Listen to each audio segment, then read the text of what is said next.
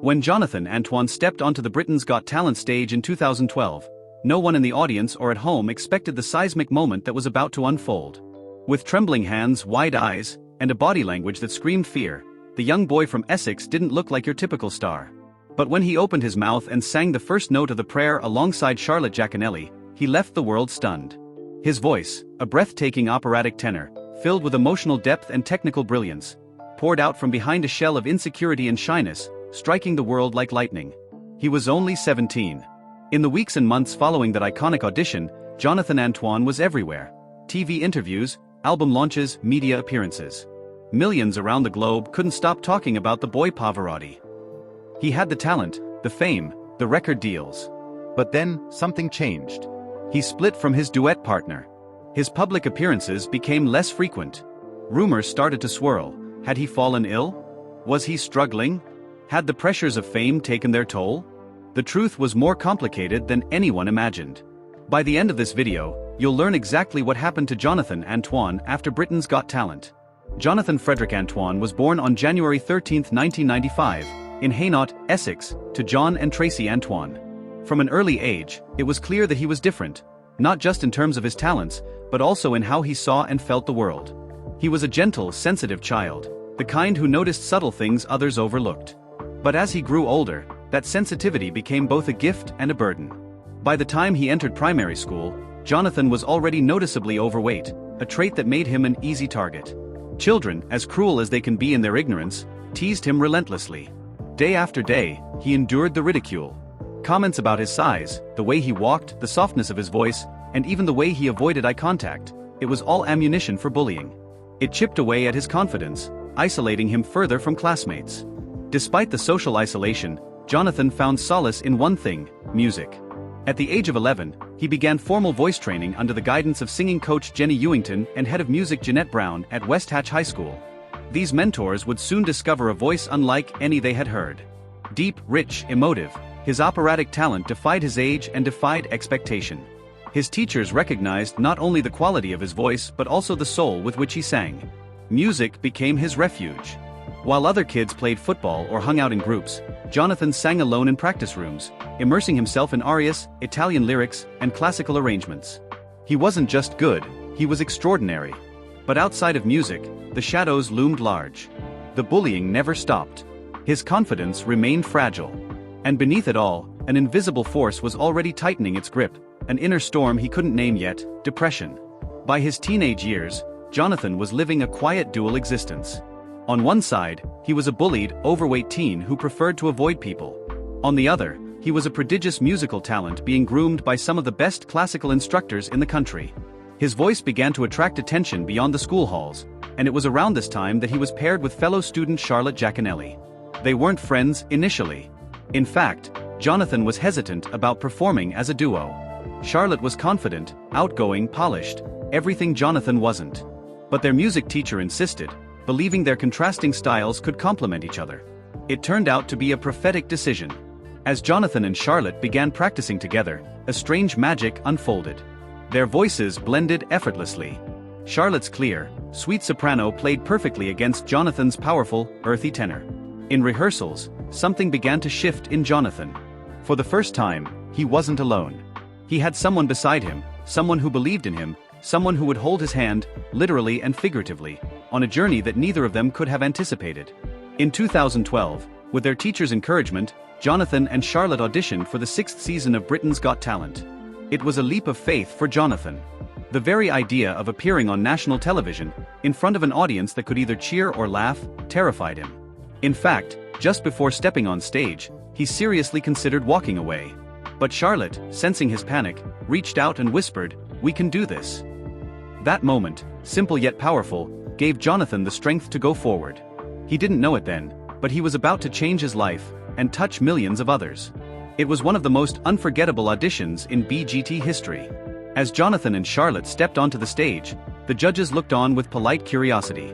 Simon Cowell, in particular, seemed skeptical. With his unkempt hair, oversized clothes and downcast eyes, Jonathan didn't exactly exude star quality. Some in the audience even chuckled. And then, they began to sing. Their chosen song, The Prayer by Andrea Bocelli and Celine Dion, was a bold choice, technically demanding, emotionally profound. But from the very first note Jonathan sang, jaws dropped. The room transformed. There was no laughter, no smirks, only stunned silence, followed by thunderous applause. Simon Cowell's face changed completely, from bored detachment to wide-eyed amazement. Amanda Holden had tears in her eyes. David Walliams called it utterly spellbinding. A moment that could have ended in mockery became a triumph of authenticity and raw talent. Overnight, the clip went viral. Millions viewed it on YouTube. Jonathan Antoine was no longer just a shy teen from Essex, he was a global phenomenon. Media outlets dubbed him the new Pavarotti, and opera legends took notice. The press couldn't get enough of the humble boy with the golden voice and the shy smile. But while the public saw a fairy tale, Jonathan was still struggling behind the scenes. The attention was overwhelming. Interviews, photo shoots, press junkets, he smiled through them all, but anxiety roiled beneath the surface. The bullying from his past hadn't magically vanished. And deep inside, he still didn't quite believe he was worthy of the love and admiration now being lavished upon him. Jonathan and Charlotte didn't win Britain's Got Talent. They placed second behind Dancing Dog act Ashley and Pudsey, but their journey was far from over. Their debut album, Together, was released later that year and quickly soared to number 5 on the UK albums chart. The success was massive, their fanbase international. Tours, television appearances, and accolades followed. They were performing in sold-out theaters, appearing at royal events, and even began working on a follow-up album. But all was not well. Jonathan was crumbling beneath the weight of expectations. While Charlotte thrived in the spotlight, Jonathan found it stifling. The promotional world of celebrity, publicity shoots, constant interviews, keeping up a persona, was exhausting. He had entered the industry for the love of music, but now, he was trapped in an image he didn't recognize. His mental health declined rapidly. The same anxiety that haunted him as a child returned with new intensity. He experienced severe depressive episodes, mood swings, and panic attacks. He hated looking in the mirror. He began questioning whether he could keep going at all. Privately, he contemplated stepping away from music entirely. He later revealed in interviews that during this period, he began having suicidal thoughts again. Something he hadn't felt since the darkest days of his childhood. It didn't make sense to him. He was successful, Admired, loved.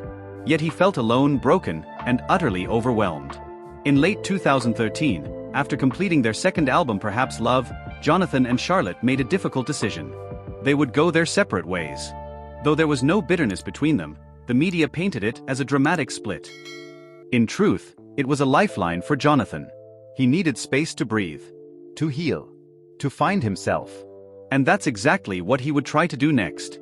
After Britain's Got Talent, Jonathan Antoine and Charlotte Jaconelli became overnight celebrities. Together, they toured the UK and Europe, appeared on national television, and began recording music professionally. Their chemistry, both on stage and off, enchanted fans. Charlotte's poise complemented Jonathan's raw, soulful energy. And their voices, distinct yet harmonious, continued to evolve with every performance. But behind the curtain, the realities of fame weighed differently on each of them.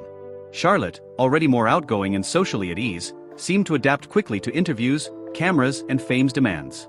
Jonathan, meanwhile, often struggled with the pressure. The photo shoots, stylists, rigid schedules, and constant media scrutiny felt alien. To him, music had always been about feeling and expression, not marketing and image. They released their first album, Together, in 2012 under Simon Cowell's Psycho label. It was an instant hit, certified gold in the UK and earning international acclaim.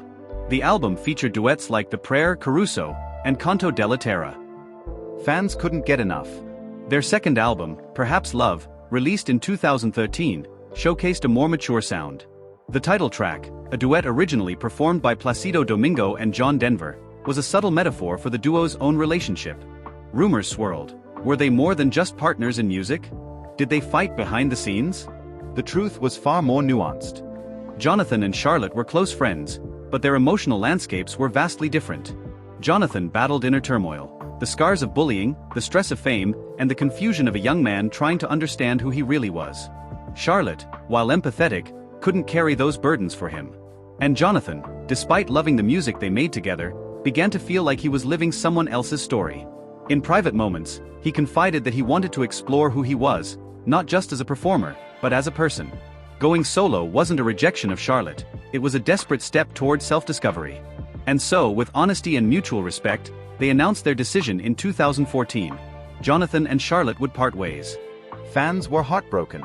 But for Jonathan, this moment marked the beginning of a new, deeply personal chapter. When the announcement was made that Jonathan and Charlotte were going their separate ways, the media predictably erupted. Headlines speculated about tension, personal drama, and record label interference. But Jonathan remained calm through the storm, issuing a quiet statement thanking Charlotte for their shared journey and expressing excitement for what was to come. Going solo was never going to be easy. Without Charlotte, Jonathan stood exposed, no longer half of a beloved duo but entirely responsible for his next chapter. He knew the risks.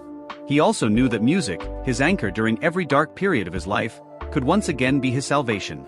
In October 2014, he released his debut solo album Tenore. The title itself, Italian for tenor, was a statement. This was his voice, his journey, his truth. The album featured powerful renditions of classics like Panis Angelicus, La Donna e Mobile, and Che Gelida Menina. It wasn't flashy. It wasn't molded for pop stardom. It was Jonathan, raw and unfiltered. Tenore debuted at #1 on the UK classical charts and was praised for its emotional depth and vocal mastery. Critics noted a newfound vulnerability in his performance. There was strength in his fragility. And fans, those who had followed him from BGT, rallied behind him. He wasn't just surviving, he was evolving. Still, behind the scenes, the pressures hadn't disappeared. If anything, they had grown heavier. He was now the face of every success and failure. Every performance, every interview, every appearance rested solely on his shoulders. And while music remained a joy, the demands of the industry, the commercial expectations, image pressures, constant touring, threatened to drown out the love he had for singing. Jonathan coped in the only way he knew how, by retreating inward. He performed beautifully on stage, but off stage he was withdrawn. He avoided press events when possible, declined appearances that felt too intrusive, and remained deeply private about his mental health. But no amount of success could shield him from the darkness that began to creep back in. Jonathan Antoine had lived with depression for much of his life, but in the years following his solo debut, it became a constant, quiet companion. From the outside, he was thriving, touring internationally, recording acclaimed albums, even gaining respect among classical music giants. But internally, he was unraveling.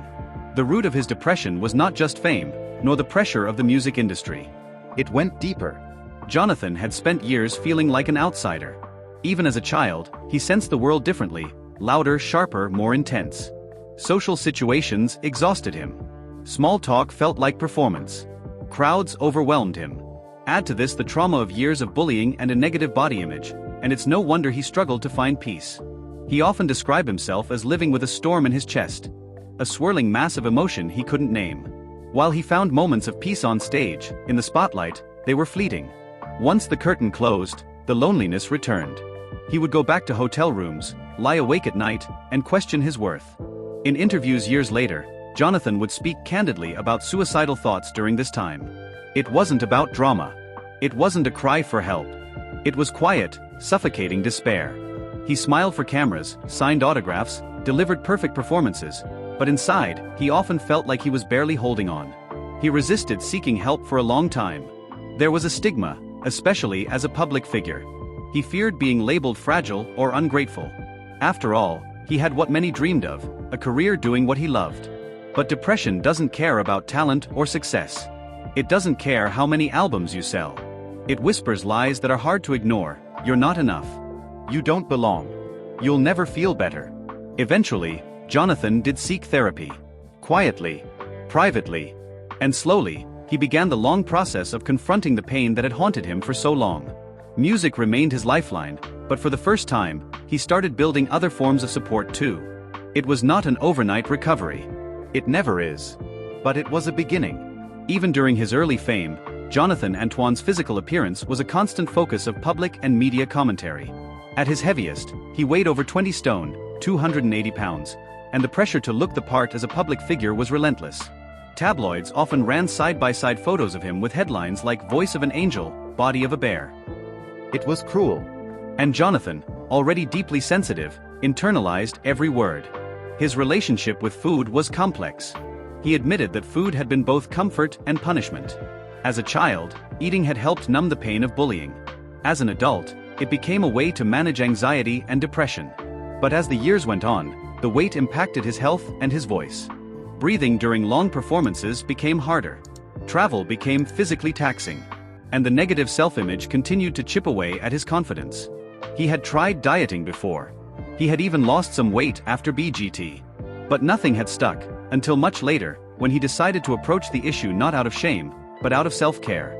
In 2023, Jonathan joined a wellness program and eventually became involved with Weight Watchers. This time, it wasn't about looking good for cameras. It was about feeling better. About reclaiming his energy, his breath control, his sense of self. He lost over 4 stone, roughly 56 pounds. But more than the numbers on the scale, it was the mental shift that mattered most. He started walking 10,000 steps a day, even pacing inside when the weather was poor. He incorporated meditation. He learned to cook. He gave himself grace. When fans saw him at concerts in 2024 and 2025, they were stunned. He looked healthier, more confident, lighter in spirit. He smiled more.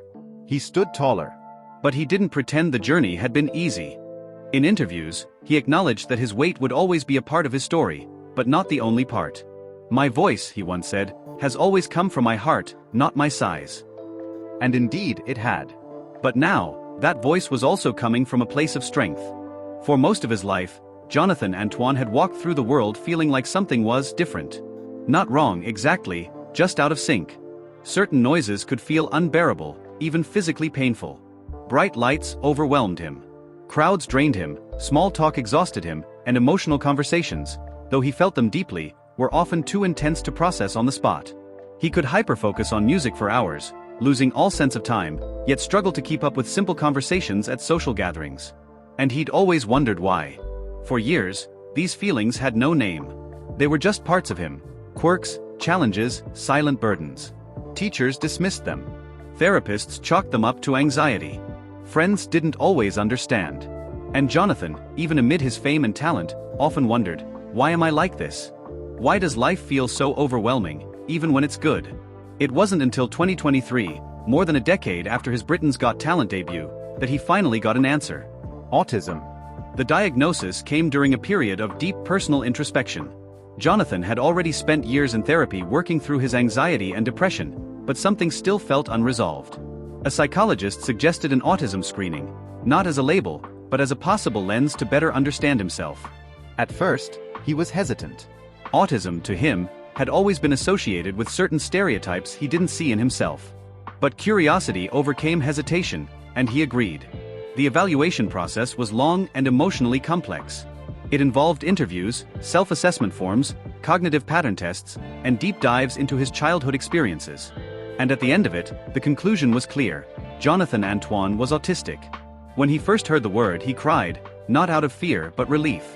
For the first time in his life, the puzzle pieces started to fit. The overwhelming emotional sensitivity, the retreat into solitude, the difficulty with unspoken social rules, the way music had become his language, all of it made sense. He wasn't broken. He wasn't weak. He was neurodivergent. In a 2024 interview, Jonathan described the moment with poignant honesty. It felt like someone had just handed me the instruction manual to my own brain. I wasn't too sensitive or too intense. I was autistic. That word didn't limit me. It freed me. He began speaking openly about his diagnosis, not for attention, but to give others the same sense of understanding he'd finally found. He quickly became a quiet yet powerful voice in the autism community, particularly for late-diagnosed adults who had long felt misunderstood. The diagnosis didn't change who he was. But it helped him understand how to live better, how to protect his energy, set boundaries, and care for his unique neurological makeup. He stopped blaming himself for social exhaustion or emotional overwhelm. He learned to schedule downtime after performances, decline events that overstimulated him, and communicate more clearly with his team. More than anything, the diagnosis deepened his relationship with music. He realized that music had always been the one place where he didn't need to translate himself, where he could be fully, authentically expressive without fear of misunderstanding. And with that clarity, his music began to change. Following his solo debut Tenor, Jonathan Antoine went on to record 2 more transformative albums, Believe in 2016 and Going the Distance in 2020. Both projects marked not only artistic milestones but emotional chapters in his life, testaments to his evolving relationship with music, identity, and healing. Believe was a bold step forward. The album blended classical standards with unexpected covers, including Leonard Cohen's Hallelujah, and a haunting rendition of Ennio Morricone's Nella Fantasia. It also featured original compositions, including the powerful A New Tomorrow, which Jonathan co-wrote, a rare glimpse into his own thoughts and feelings through song. The album received critical praise, but it was the fan reaction that truly touched Jonathan. Listeners wrote to him from around the world, describing how his voice gave them strength through grief, illness, depression, and loneliness. His music wasn't just beautiful, it was healing. In interviews, Jonathan often said, "I don't just sing for applause. I sing so that someone out there, even just one person, feels less alone." He began to see his career as a form of service, his voice a lifeline. This idea would shape his next album, Going the Distance, released in 2020. Recorded during a time of global isolation and fear due to the COVID-19 pandemic, Going the Distance took on even greater emotional weight. Jonathan's soaring interpretations of tracks like Go the Distance from Hercules, Compass, and The Impossible Dream were more than just performances, they were affirmations of survival. The album was deeply personal. It reflected his journey with depression, his body transformation, and the growing understanding of his autistic identity. In many ways, it was a love letter to his own perseverance, and to those walking similar paths in silence. Jonathan also began exploring crossover styles, fusing classical with cinematic pop and even modern ballads. In 2022, he began working on By Request, the Diane Warren Songbook Volume 1, a passion project featuring songs by legendary songwriter Diane Warren. It was a creative leap and a tribute to his wide musical influences. He collaborated with other artists and experimented with new instruments and textures. But even as his style expanded, his voice remained the anchor. Rich, warm, powerful, and unmistakably sincere. What made Jonathan's music so captivating wasn't just the notes he hit, it was the truth behind them. You could hear his pain, his hope, his longing for peace. And for listeners around the world, that honesty was a balm. To many, Jonathan Antoine was no longer just a singer. He was a reminder that healing is possible. That trauma can be survived. That a voice raised in love and courage can reach across oceans and pull someone back from the edge. Though he still tours and records, Jonathan Antoine now lives a life far removed from the glittering world of red carpets and flashing cameras. After years in the public eye, he has found peace in simplicity, a life built not around performance but presence. He still resides in Essex, close to his family and far from the chaos of celebrity culture. His home is modest but warm, filled with books, musical instruments, and quiet spaces for reflection. He wakes when his body tells him to, not when an agent calls. He walks daily, sometimes for hours, often in silence. These walks are meditative, grounding. They connect him to the earth, to the rhythm of life. He has taken up hobbies he never had time for before: cooking, journaling, photography. He reads philosophy and neuroscience. He writes poetry, not for publication, but to understand his own thoughts. He's built a support system that understands his autism. His team now includes therapists, nutritionists, and tour managers trained in neurodivergent support. He has structured his schedule around his needs, not just his career goals. He rarely attends showbiz events anymore. He declines opportunities that feel performative or draining. And he no longer tries to explain or apologize for that. As he told one interviewer, Fame isn't peace. "And I'm no longer chasing noise. I'm chasing stillness." But make no mistake, he still sings. When he does perform, it's powerful and intimate. He carefully curates his shows, sometimes preferring small venues over massive arenas. He speaks openly to audiences about mental health, autism, and the importance of rest. He ends each concert not with a flashy encore, but a simple thank you. He's also become an advocate. Without making it his identity, Jonathan uses his platform to raise awareness about adult autism, suicide prevention, and body acceptance. He partners with charities. He does interviews that focus less on celebrity and more on survival. He answers fan letters personally, sometimes with just a few words, but always with care. In recent years, he has been asked repeatedly whether he plans to retire early from public life. His answer is always the same. "I'm not going anywhere. I'm just doing it differently now. I'm living in tune with myself." In a world obsessed with speed, spectacle, and surface, Jonathan Antoine has chosen depth. He has chosen quiet. And in doing so, he has found something many spend a lifetime searching for: peace.